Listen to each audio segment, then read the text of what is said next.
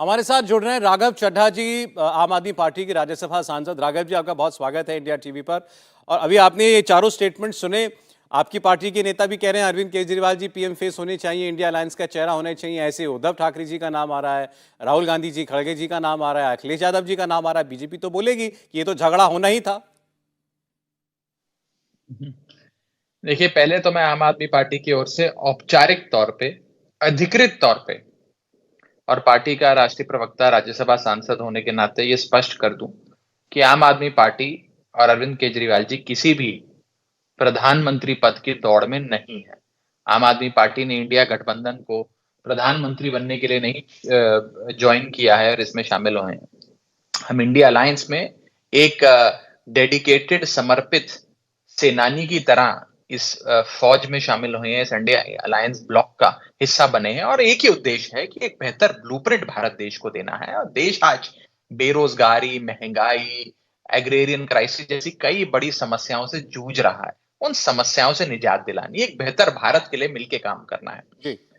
कौन प्रधानमंत्री पद का उम्मीदवार होगा, कौन प्रधानमंत्री बनेगा, एक्सेट्रा, ये जो सवाल है ये आने वाले समय में जनता खुद तय करेगी। लेकिन इतना मैं जरूर कह दूं कि इन सारे प्रवक्ताओं की, अभी मैं बयान सुन रहा था जो इंडिया टीवी ने चलाए, ये देखकर जहन में एक ही ख्याल आता है सौरभ जी, कि कम से कम इंडिया ब्लॉक के भीतर कई सारे काबिल चेहरे हैं जिन्हें कई सारा प्रशासनिक, राजनीतिक अनुभव है और अपने अपने राज्यों को लीड करने का एक बहुत ही बेहतरीन महारत हासिल है उन्हें। क्या एनडीए के भीतर कोई भी नेता ऐसा है जो मोदी जी के अलावा किसी और का नाम ले दे? क्या कोई एनडीए के भीतर कह सकता है कि हम चाहते हैं नितिन गडकरी प्रधानमंत्री बने? क्या एनडीए के भीतर कोई है जो कह सकता है कि अमित शाह प्रधानमंत्री बने? क्या एनडीए के भीतर कोई है कि कोई कहे कि चिराग पासवान की पार्टी से होना चाहिए कोई नहीं प्रधानमंत्री? राघव जी, या आप ठीक या कह रहे कहें हैं। कि उनके यहाँ पर तो एआईएडीएमके की सबसे नंबर, कला? उनके यहाँ तो दूसरे नाम का सवाल ही नहीं है। वो कहते हैं हमारे पास एक ही नेता है, नरेंद्र मोदी, वही हैं, वही रहेंगे और हमारे यहाँ इसके अलावा कोई बात नहीं होती। लेकिन आपने जो बताया कि इतना टैलेंट है, यही टैलेंट झगड़े की वजह ना बन जाए। देखिए, झगड़े की वजह बनाने के लिए तो बीजेपी पुरजोर मेहनत कर ही रही है। बीजेपी तो कह रही थी कि पटना बैठक के बाद देखिएगा लाठियां चलेंगी, चक्कू छुरियां चलेंगी, ये अलायंस बिखर जाएगा। फिर बैंगलोर समिट के बाद कहा बीजेपी के लोगों ने कि बस ये तो आखिरी बैठक थी, अब तो इंडिया अलायंस जो है वो तार तार होके समाप्त हो जाएगी, डिसॉल्व हो जाएगा अलायंस इस बैठक के बाद। लेकिन इंडिया अलायंस तो बढ़ता ही जा रहा है। 2 सफल बैठकों के बाद अब मुंबई में तीसरी बड़ी बैठक है। मैं आपसे मुंबई से ही चर्चा कर रहा हूँ, उसी होटल में बैठा हूँ जहां पर कल से बैठक शुरू होने जा रही है। पूरी मजबूती से तमाम साथी एकजुट होकर काम कर रहे हैं। आपको समझना पड़ेगा सौरभ जी कि ये अलायंस क्यों बना है, इसका कारण क्या है। और मैं अक्सर इसका पैरेलल ड्रॉ करता हूं 70 के दशक में जो हुआ था। 1971 की बांग्लादेश लिबरेशन के बाद इंदिरा गांधी जी की कांग्रेस पार्टी की सरकार अपनी लोकप्रियता के चरम पर थी। लोग कहते थे कि इंदिरा गांधी जी को नहीं हराया जा सकता, India is Indira, Indira is India कहा जाता था। उस समय 3 बड़ी चीजें देश में हुई। पहली चीज, महंगाई कमर तोड़ हो गई। दूसरा, बेरोजगारी का आलम इतना हो गया कि लगभग देश बेरोजगारी के कगार पे आकर खड़ा हो गया।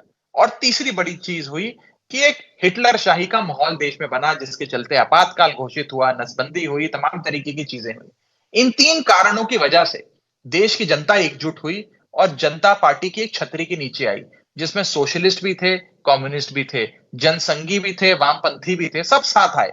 जी। उसी प्रकार का कुछ आज इस देश में हो रहा है कि बेरोजगारी, महंगाई और एक हिटलर शाही वाली सरकार से निजात दिलाने के लिए जनता के आह्वान पे इंडिया की छतरी के नीचे तमाम राजनीतिक दल एकजुट हो रहे हैं और एक शक्तिशाली भाजपा सरकार को, जिसके पास बहुमत का आंकड़ा है लोकसभा में, उसे हराने के लिए प्रतिबद्ध है।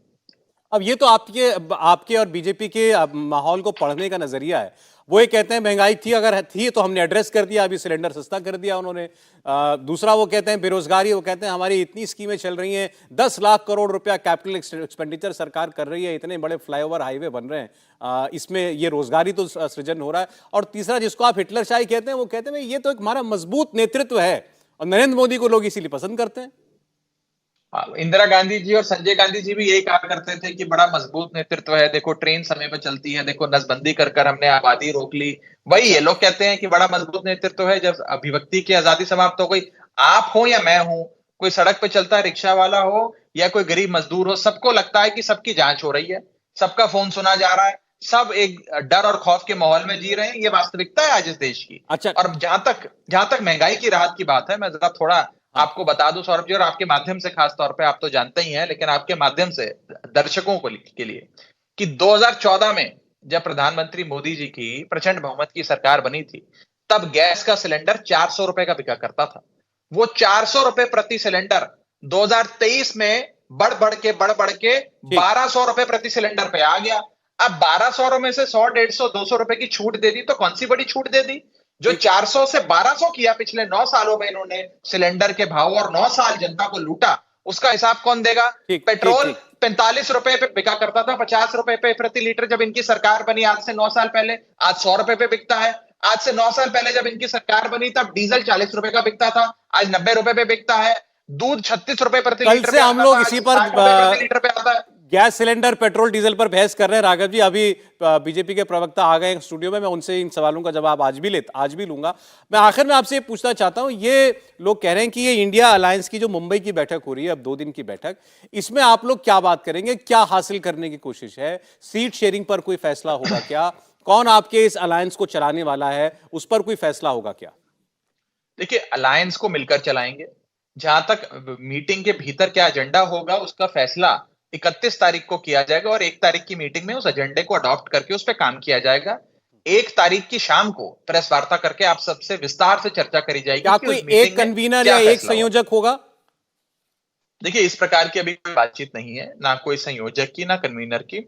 बातचीत इन चीजों की अवश्य है कि आगे कौन से मुद्दे लेकर जनता के बीच जाएं, वो कौन सी 4-5 बड़ी समस्याएं, जिसके लिए एक मसौदा तैयार कर, एक ब्लूप्रिंट तैयार कर लोगों के बीच जाया जाए। वो ब्लूप्रिंट कैसे जनता तक पहुंचेगा, कम्युनिकेशन क्या होगा, पब्लिक रैलियां कैसे होंगी, जनता के दरवाजे खटखटाकर उन्हें कैसे हम एक बेहतर भारत की तस्वीर और एक बेहतर भारत के लिए जो हमारा फॉर्मूला है वो बताएंगे। इन सब चीजों पे विस्तार से चर्चा होगी। देखिए, पहली बैठक के अंदर सब साथ आए, दूसरी बैठक के अंदर इस अलायंस का स्वरूप बना, और अब तीसरी बैठक के अंदर इसके कामकाज पे चर्चा होगी। बहुत शुक्रिया राघव चड्ढा जी जुड़ने के लिए हमारे साथ। इंडिया टीवी हर वक्त हर जगह डाउनलोड करने के लिए सर्च करें India TV news Google play store या ऐप स्टोर पर।